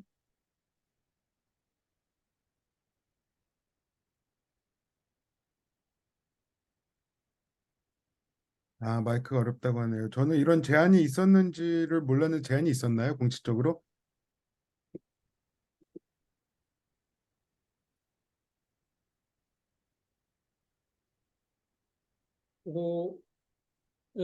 다 공공운수 노조 내 제가 뭐 노동조합 소속 안 했지만 다 공공운수 노조 내에 소속된 단위들이기 때문에 뭐 그런 그리고 그런 틀이 뭐 사실 뭐 공동 테이블이 필요하다고 생각하시면 뭐 제안해서 충분히 할 수 있지 않을까요? 네, 근데 사실 맥락을 잘 몰라가지고 뭐라고 제가 답변드리기가 좀 있으면 그런데, 좋죠. 네.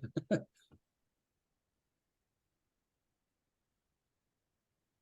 뭔가 좀 이렇게 사실 발전 안에서도 그 뭐 태안 그 이재백 동지도 말씀해 주셨지만 정규직과 이제 그 비정규직 이제 원청과 하청 뭐 사이에 어떤 그런 벽 칸막이 같은 것들도 있고 또 뭐 발전과 가스 계속 같이 뭐 활동을 하고 있습니다만은 또 이 일반 조합원들 사이에서는 또 어느 정도 칸막이들도 있고 좀 그런 측면들은 있는 것 같아요. 그래서 이런 벽을 칸막이를 어떻게 허물고 좀 같이 좀 손을 잡을 수 있을 것인가 좀 이런 문제 의식을 던져주신 것 같은데 저는 뭐 개인적으로 되게 무척 중요한 부분이고 실제로 이제 무엇을 어떻게 할 수 있는지 어떤 과제를 중심으로 이야기를 나눌 수 있는지 좀 그런 부분들에 대해서 좀 제안도 나오고 이야기가 좀 되었으면 하는 생각은 가지고 있습니다.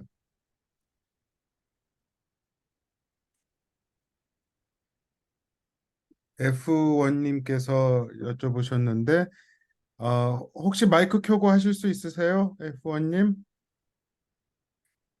그러니까 지금 질문이 이 시민 참여형 재생에너지 협동조합은 어떤 역할을 할 수 있을지 정의로운 전환에 있어 시민 참여형 재생에너지 협동조합은 대안이 될 수 있는지를 여쭙고 계세요.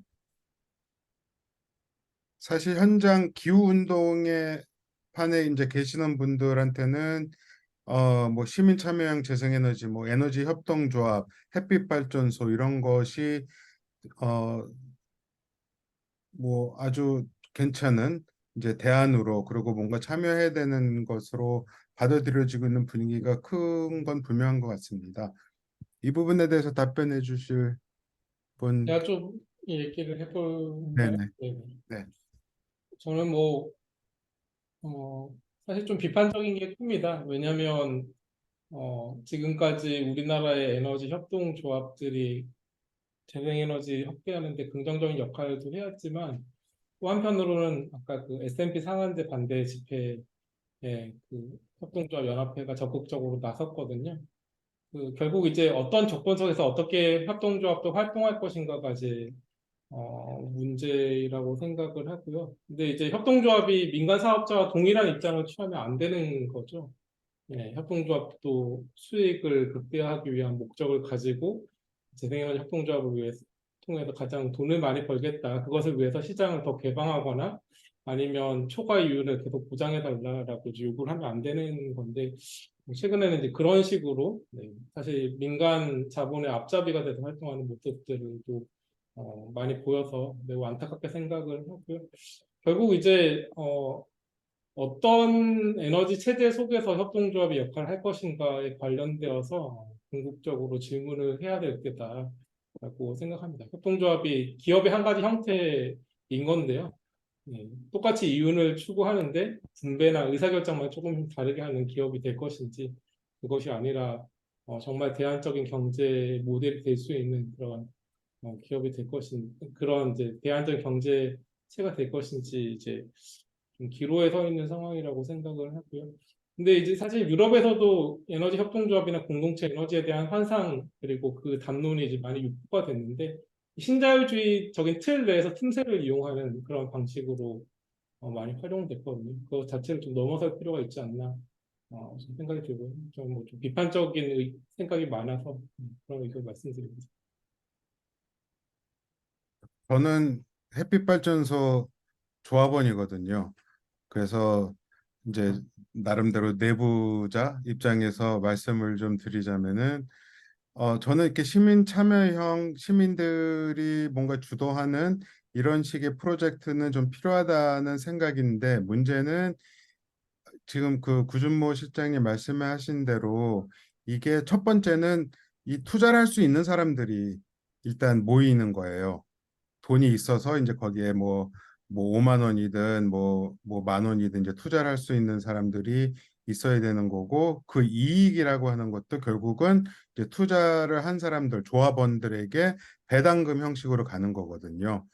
그래서 이제 그 뭐 햇빛발전소 서울 햇빛발전소인데 그 안에서 이제 논의를 보면은 이제 사실 그 수익 뭐 배당금에 대해서 되게 관심이 많고 그러니까 뭐 기후 위기 재생에너지 확대 이런 측면이 없지는 않습니다만은 사실 이제 배당금을 유인으로 해서 이제 모인 성격이 되게 강한 것 같아요. 그리고 이게 실제로 이제 뉴욕 같은 데서는 제가 뉴욕에서 좀 살았었는데 이 어떤 지역에서는 이제 브루클린이라고 하는 지역에 이제 중상층이 이제 많이 있는 지역에서는 되게 활발해요. 이런 에너지 협동조합이. 그래서 거기는 되게 많은 가구들이 이제 협동조합원이 돼가지고서 참여를 해서 이제 혜택을 보고 있는데 문제는 그 주변에 있는 혹은 그 틈새에 있는 그냥 일반 또 시민들, 조합원이 아닌 사람들이 있고 거기에 이제 또 가난한 동네랑 맞붙어 있거든요. 흑인들 많이 사는. 근데 그분들은 전혀 혜택을 못 받을 뿐만이 아니라 이게 민간 그 이 전력사가 공급을 해주다 보니까 그 지역은 협동조합에서 이제 자체 뭐 배정까지를 하는 이제 시스템을 구축하고 있으니까 거기를 들어가면은 돈이 안 되니까 안 들어가려고 하고 그러다 보니까 이제 이 전력 공급이 끊기고 이제 막 이러는 사태가 벌어진 적도 있었어요. 그러니까 이 협동조합이 좀 사회적 성격을 강화해 가지고서 공동체 전체의 이익을 이제 공유할 수 있는 이런 시스템이면 괜찮은데 지금의 협동조합은 상당히 이제 좀 폐쇄된 형식, 일단 투자를 할 수 있고 그런 분들이 이제 모여 있는 거기 때문에 좀 닫혀 있는 구조인 것 같아서 좀 이런 부분에 대한 고민도 좀 필요하지 않나 하는 생각을 가지고 있고요. 아까 그 구준모 실장님 S&P에 대한 이야기를 하셨고 발표에서도 나왔는데 S&P에 대해서 잘 모르시는 분들이 있을 것 같아요. 그래서 S&P 상한에 대해서 뭐 이것이 어떻게 논쟁이 됐는지에 대해서 잠깐만 다시 한번 설명을 해주시면은 도움이 되지 않을까 생각합니다. 네, 그 민간 전력 회사, 민영화된 발전소들이 한전에 전기를 판매할 때 도매 가격으로 판매를 하는데 그 도매 가격을 결정하는 이제 원리가 S&P라고 생각하시면 되고 간단하게는 그냥 민간 발전소가 한전으로부터 정산을 받는 전력 도매 가격이라고 보시면 되고요. 공기업도 해당되는 예, 발전소 근데 뭐 공기업은 정산 조정에서 다 받기 때문에 사실 S&P가 큰 의미는 없고요. 예. 민간 발전소들이 받는 거라고 생각하시면 되고. 근데 이제 작년에 천연가스 가격이 크게 뛰면서 S&P가 뭐 예전에는 100원 정도 수준이었다면 작년에는 250원 그 이상까지 뛰었거든요. 근데 이제 그 민간 발전사들, 특히 이제 재생에너지 발전소 같은 경우에는 뭐 햇빛이나 바람으로 발전을 하는데 햇빛과 바람의 가격이 뛴 건 아니잖아요. 가만히 앉아서 2배, 3배 수익을 얻게 된 것인데 그래서 이제 그 S&P 가격, 도매 가격을 좀 제한하자라는 이제 정부의 정책이 있었는데 우리한테 적용하지 말라, 부당하다, 재산권 풀려다라고 이제 반발하면서 기자회견을 하고 뭐 소송도 하고 했는데요. 사실상 SK나 GS, 포스코 같은 에너지 대기업과 같은 입장인데 에너지 대기업들은 그런 식으로 기자회견을 하거나 소송을 못 했는데 태양광 발전 협회나 협동조합에서 앞장서서 그것들을 대행해 준 그런 일들이 있었습니다.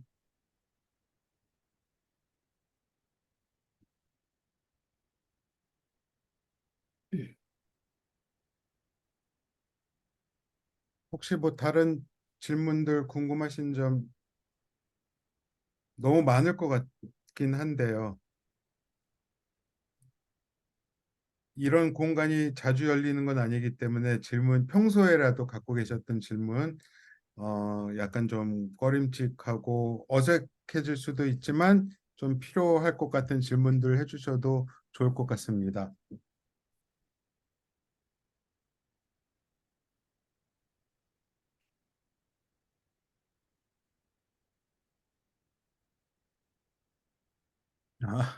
네, 서경님께서 이거 참 어려운 문제네요.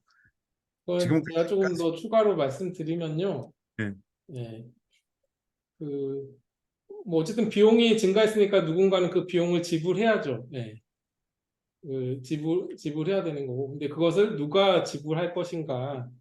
그리고 그 증가한 비용이 무엇 때문인가. 이 두 가지가 이제 문제인 거죠.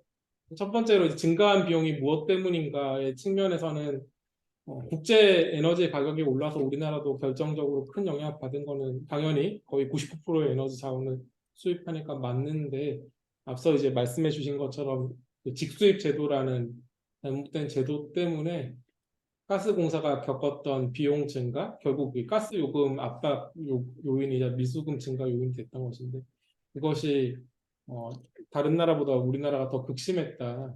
이 부분이 있는 거고 그래서 그 구조를 바로잡는 것이 필요하다는 부분이 하나가 있겠고요. 그리고 이제 그 증가한 그러면 비용을 누가 어떻게 지불할 것인가 이 문제와 관련돼서 한국 정부는 가정용 가스 요금 통제를 시킨 겁니다. 네. 통제 안 시켰으면 요금이 2배 이상 올랐을 텐데요. 통제시켜서 40% 오른 거죠. 그것은 이제 필요한 정책이었다고 볼 수 있는데 사회적 목적에 따라서 정부가 가격을 통제를 시켰는데 그러면 그 비용을 책임을 지고 분담을 하거나 아니면 외국처럼 어떤 지원. 가정을 지원하고 요금을 올린 다음에 가정을 지원하든지 아니면 올리지 않았으면 올리지 않은 비용을 책임지고 있던 가스공사를 지원해야 되는데 두 가지 다 하지 않은 것이죠. 그러면서 공기업을 더 부실화하거나 아니면 공기업의 사업 역량을 깎아내면서 민영화를 더 추진하려고 하는 그런 방식으로 했기 때문에 문제다. 지금도 그 문제는 이제 계속되고 있다. 결국은 요금 인상이 불가피했다라는 질문보다는 증가한 비용, 필요한 비용을 누가 어떻게 분담할 것인가라는 문제로 접근을 하면 좋겠다 이렇게 말씀드립니다. 한국전력도 마찬가지죠. 전기요금도 마찬가지고. 아까 그 김정곤 그 국장님께서 이제 직수입의 문제 이것이 어떻게 이제 그 뭐 부당한 이제 이 민간 에너지 기업들만 살찌우고 이제 그 부담을 이제 공기업과 이제 시민들이 떠맡는 방식으로 되었는지 이야기를 해주셨는데 이 부분도 아직 좀 헷갈려 하시는 분들이 많을 것 같아요. 그 직수 그리고 지금 뭐 에너지 문제도 뭐 이제 지난 겨울에 뭐 횡재세 이야기도 많이 나왔잖아요. 이걸 통해서 민간 기업들이 얼마나 많은 S&P 가격이 올라가고 그러면서 민간 기업들이 이게 에너지 가격보다 훨씬 더 높은 비중으로 이 이윤 마진이 뛰면서 이게 가격이 올라간 거였잖아요.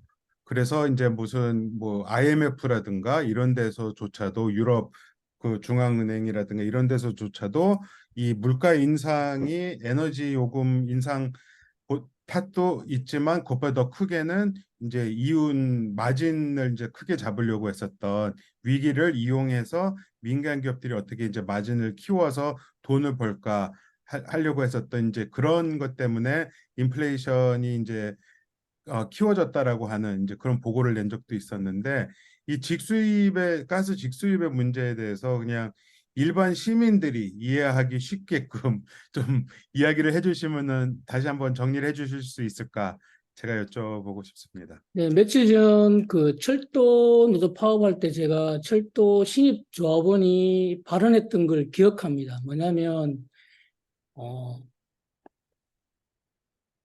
효율성, 공정성 이렇게 얘기들을 하죠.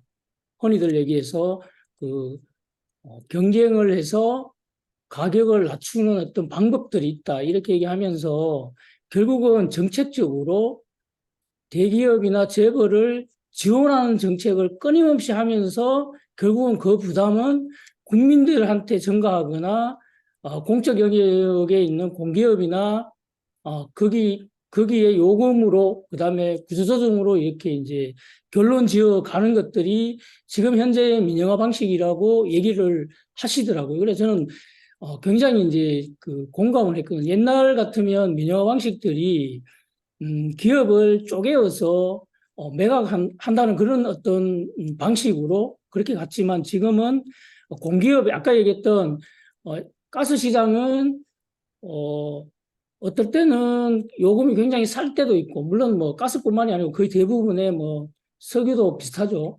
요금이 살 때도 있고 높을 때도 있고 항상 이제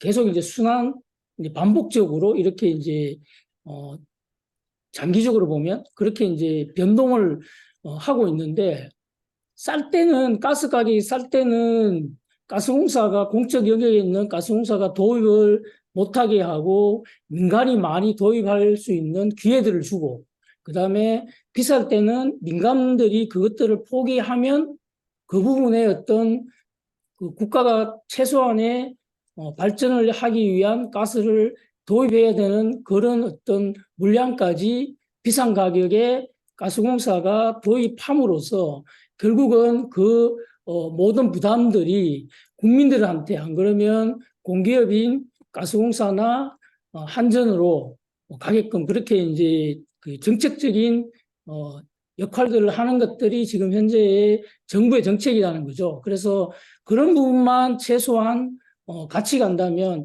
흔히 얘기하는 정말 공정한 경쟁이라면 그것들이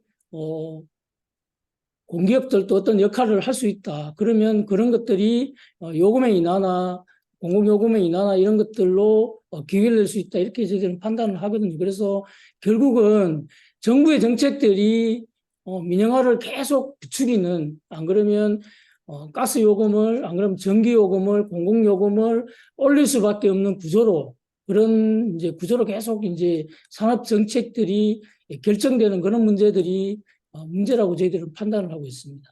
그래서 정말 그 어렵죠. 아까 그 이태성 동지 잠깐 말씀을 하셨는데 발전하고 가스하고 그다음에 가스 비정규의 문제가 결국은 전체가 연관되어서 하나의 문제로 이렇게 고민하고 해결 방안을 함께 고민해야만 이 부분이 사실은 좀 풀릴 수 있지 않을까 그런 판단을 하거든요. 왜 그러냐면 가스 직수의 문제는 민간 직수입자들의 문제뿐만이 아니고 현재 석탄 발전소가 폐쇄가 되면서 공적 영역에 있는 발전 공기업조차도 직수입을 늘리면서 그런 경쟁에 함께 뛰어들고 있는 이런 문제들이 사실은 앞으로도 계속 이제 발생할 거고 그런 부분에 공공기관들 간의 어떤 경쟁들까지 포함해서 이런 것들이 점점 더 심화된다면 에너지 부분 전체의 에너지 전환에 어떤 큰 걸림돌로 작용하지 않을까 그런 우려들을 함께 고민하고 있습니다. 네, 설명 감사드리고요. 정말 이 버스 공공교통도 마찬가지지만 이 준공영제하에서 공공이 민간 기업들의 손실을 막아주는 그런 역할을 좀 하면서 민간 기업들만 살찌우고 그 부담 비용을 다 이제 공공과 이제 시민들이 내야 되고 있는 좀 이런 상황이 뭐 에너지뿐만이 아니라 사실 모든 영역에 걸쳐서 다 이제 진행되고 있는 것 같아요. 이런 면에서 지금 뭐 공공운수 노조에서 이제 공공성 강화를 이제 모토로 해가지고서 이제 계속 싸워 나가고 있고, 이 기후 정의하고 공공성, 단지 에너지 공공성을 넘어선 이런 이 사회 전반의 그런 공공성이 떨어질래야 이제 떨어질 수 없는 문제라는 생각을 가져봅니다. 지금도 한 20분 넘게 계시는데 혹시 또 질문 없으실까요?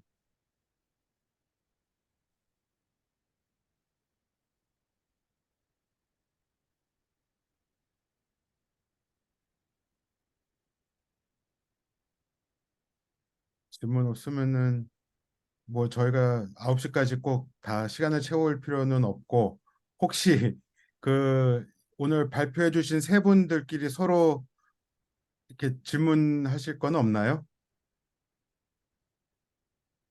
뭐, 네, 사전에 이야기 많이 나눴습니다.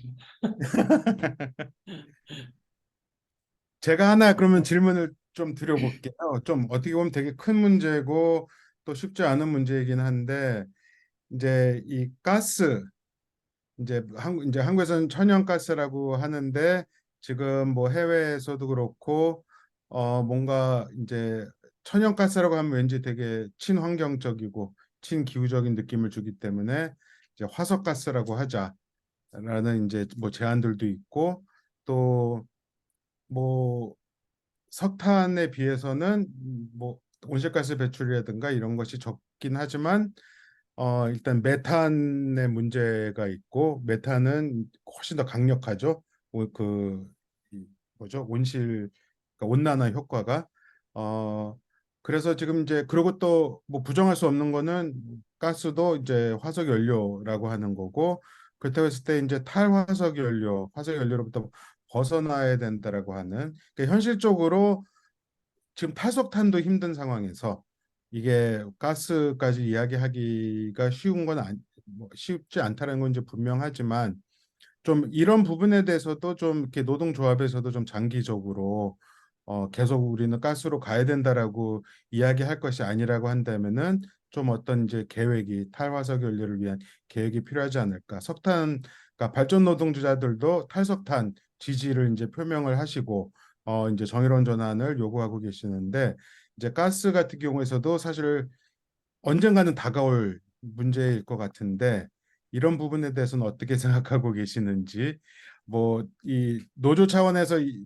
논의가 안 되었다고 할지라도 안 되었다면은 좀 뭐 그 국장님 개인적으로라도 어떻게 생각하시는지 좀 의견 좀 듣고 싶네요. 음, 어려운 2000, 질문 아니요, 죄송합니다. 2050년 탄소 중립 사회의 어떤 전환, 에너지 전환은 또 물러설 수 없는, 피할 수 없는 것이라고 저희들은 생각을 하고 있습니다. 그래서, 어, 기간으로 보면 사실은 거의 한 20여 년 정도 남았다고 생각을 하고 그 기간 동안에 어떤 가스의 역할은 충분히 있을 거라고 저희들은 생각을 하고 있습니다. 그 아까 말씀하셨다시피 석탄보다는 안 그러면 석유보다는 조금이라도 더 깨끗한 에너지라고 생각하기 때문에 그다음 또 한 가지는 재생에너지가 100% 가기 위해서는 지금 현재의 어떤 공급망에서 그 피크 전력은 결국은 이제 가스가 지금 현재에서는 가스가 담당할 수밖에 없다는 그런 어떤 역할들이 분명히 있을 거라고 생각을 하고요. 첫 번째는. 두 번째는 재생에너지의 가능성을 완전한 어떤 그 깨끗한 것으로 만들어 내기 위해서는 그 결국은 그 그린 수소가 아마 향후에 역할을 할 건데 그런 그린 수소의 어떤 그 유통이나 공급을 위해서 현재 기술적으로 이제 할 수 있는 공급을 할 수 있는 설비를 대체적으로 이렇게 가져갈 수 있는 게 가스의 설비라고 저희들은 판단하고 있습니다. 그래서 전임 사장이 있을 때 현재 이제 사장이 바뀌긴 했지만 가스의 역할이 수소 쪽으로 어떤 많은 전환을 하는 향후에 그런 어떤 청사진이나 생각들을 많이 했었는데 그게 이제 힘들다고 이제 현재는 그 판단이 된 것 같아요. 정부에서도 사실은 그런 역할들을 가스공사에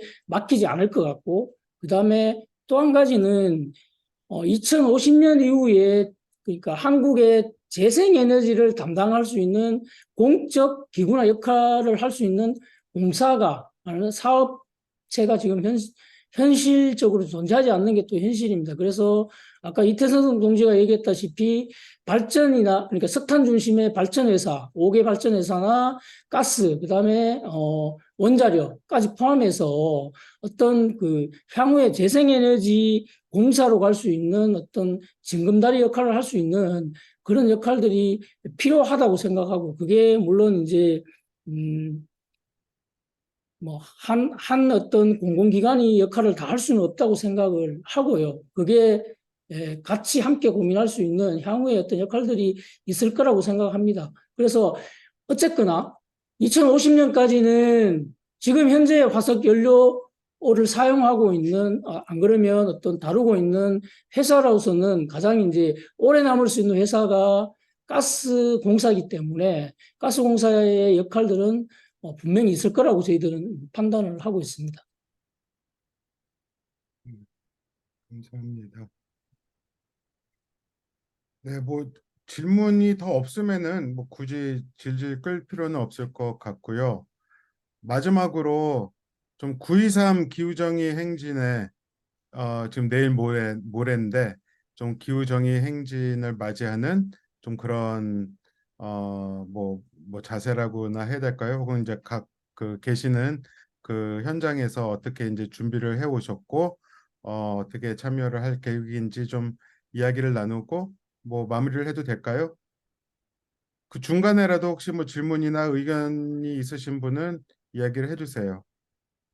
아, 이태성 동지가 또 갑자기 난방을 위해 가스 사용하는 시기가 왔는데 요금 폭탄에 대해 문제 시작될 거라고 생각하는데 네, 하반기에 가스 공공성 강화 투쟁 계획은 있으신지. 네. 발전에서도 이제 발전 노조하고 발전 비정규직 공동 결의대회가 11월 11일 이제 노동자 대회 맞춰서 좀 준비되고 있는데 예, 민영화된 LNG 발전소 공용화 요구도 가능한지 뭐 이런 얘기가 있네요. 진짜 중요한 질문 같아요. 마지막에 나오긴 했지만 어떤 식으로 지금 이제 뭐 휘발유 가격도 떨어지는 것 같다가 또 갑자기 또 이제 올라가고 있는 상황이고 이런 상황에서 이제 네, 이제 추워지고 있는데 날은 이 부분에 대해서 어떻게 보시는지 좀 의견 부탁드립니다. 가스 민영화 관련해서 사실은 저희들이 준비한 거는 아까 잠깐 그 언급을 드렸었는데, 문재인 정부에서 자원안보 특별법이라는 법안에 지금 현재 직수입자들의 민영화의 최종 단계인 자기들의 어떤 직수입 물량에 대한 자유로운 판매, 그게 이제 결국은 도매권을 일부 이제 인정하는 그런 부분의 법안들이 진행이 되고 있었습니다.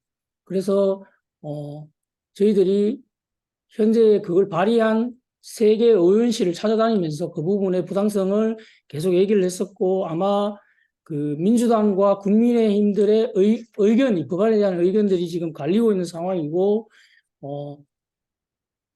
정기국회가 끝나면 다음 임시국회에서 그 법안에 대한 어떤 그 법안 심사 소위가 열릴 것으로 저희들은 판단을 하고 있습니다.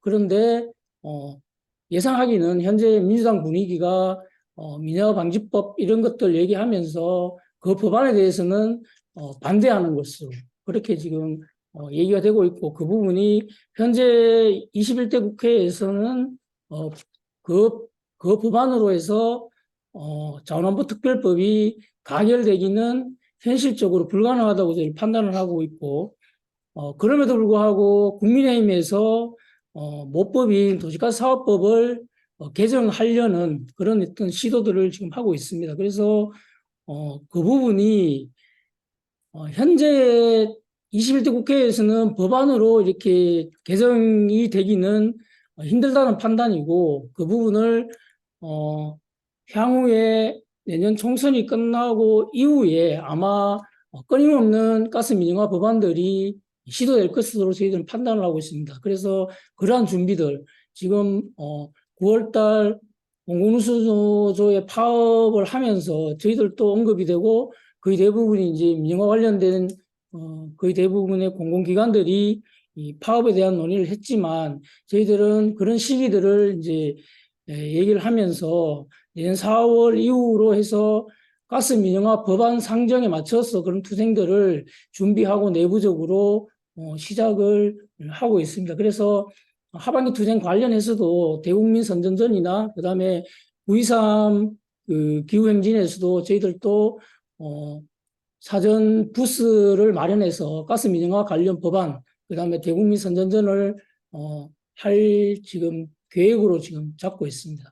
그리고 LNG 발전소의 공유화 요구도 의원실 찾아다니면서 지금 제3자 판매의 문제는 직수입의 폐지를 주장하지 않는 한 앞으로 계속적으로 그 법안들이 나올 것이다. 그래서 의원실하고도 계속 이제 얘기를 하고 있는 실정입니다. 그래서 뭐 쉽지는 않겠죠. 그러니까 아까 얘기했듯이 그 LNG 발전소 공용화 요구를 하려면 발전 부분에, 그러니까 발전 산업에 대한 얘기를 하지 않으면 가스의 어떤 그 민영화 LNG 발전소만 주장해서는 그 발전 산업과 가스 산업이 연관되어 있는 문제이기 때문에 가스의 민영화 발전소, LNG 발전소를 폐지하자고만 주장해서는 이 부분이 실현되기가 힘들 거라고 저희들은 판단을 하고 있습니다. 그래서 그렇게 되면 아까 얘기했던 그러니까 석탄 발전소의 LNG 발전소로의 전환 이런 문제까지 함께 고민하고 해결하지 않으면 저런 어떤 민영화된 발전소 문제만 얘기해서는 에너지 전환 문제를 해결하기는 쉽지 않은 문제라고 저희가 판단을 하고 있습니다. 네, 충분한 답이 되는지 모르겠습니다. 네. 답이 된 것 같고 또 그 중간에 또 이제 9.23 기후정의 행진에 가스공사 노동조합 발전노조랑 같이 하시죠. 네네. 그래서 부수가 또 열려요. 그래서 이제 궁금하신 점들, 질문 있으신 점들 또 이런저런 정보들도 유인물이라든가 이런 것들이 준비되어 있을 것이기 때문에 꼭 참여하시는 분들 찾아가셔서 이야기를 나눠주시고 또 응원해주시고 또 연대의 의사를 밝혀주시면 좋을 것 같아요. 이재백 동지 그 서울 올라오시나요? 정태모 동지들은 네, 올라가죠. 네, 그래서 9.23 어떻게 준비하고 계셨는지 또 좀 결의라도 한번 네네. 뭐 솔직히 좀 그 분위기가 좀 안 뜨는 것 같아요. 예, 작년 9.24 하고 또 올해 4월 달에 4.14 하고 또 이제 지금 9.23인데 뭐랄까 좀 이게 똑같은 행사를 갖다가 좀 반복하는 것 같다. 뭐 그래서 뭐 소위 말하는 그 달력 행사 뭐 이 정도 같다는 그런 분위기 속에서 현장 동지들의 그런 참여가 좀 저조할 거라 생각했는데 뭐 그래도 어쨌든 뭐 정태모 동지들 해서 버스 한 대 빌려가지고 이제 올라갈 계획이고요.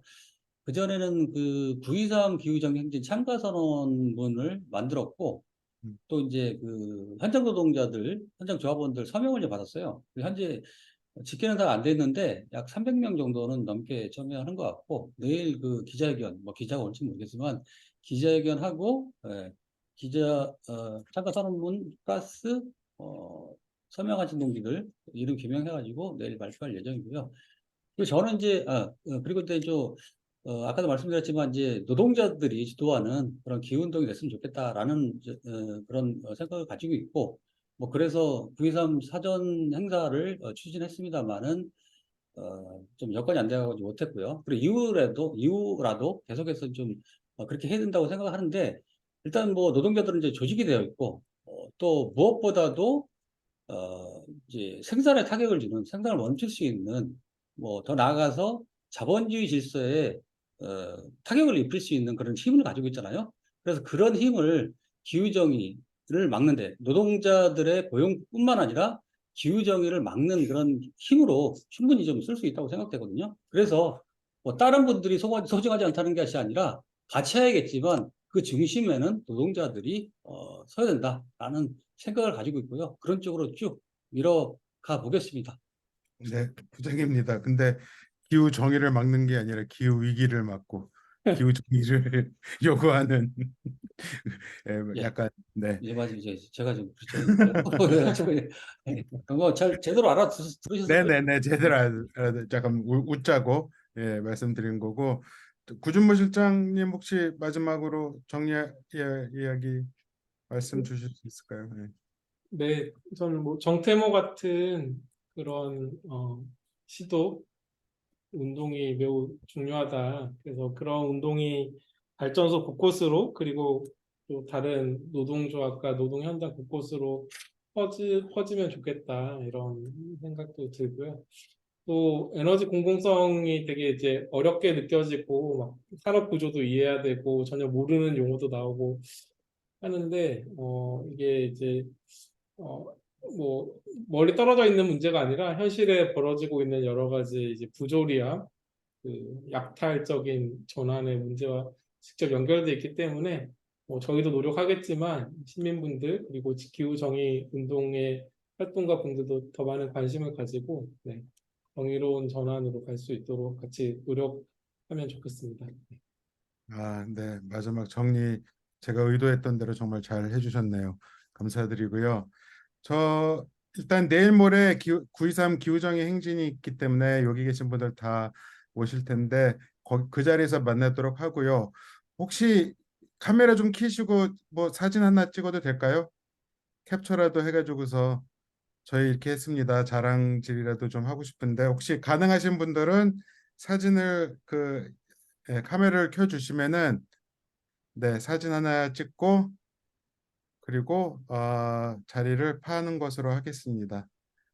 뭐 혹시 뭐 김종건 국장님 뭐 이렇게 구호라도 하나 해주시면은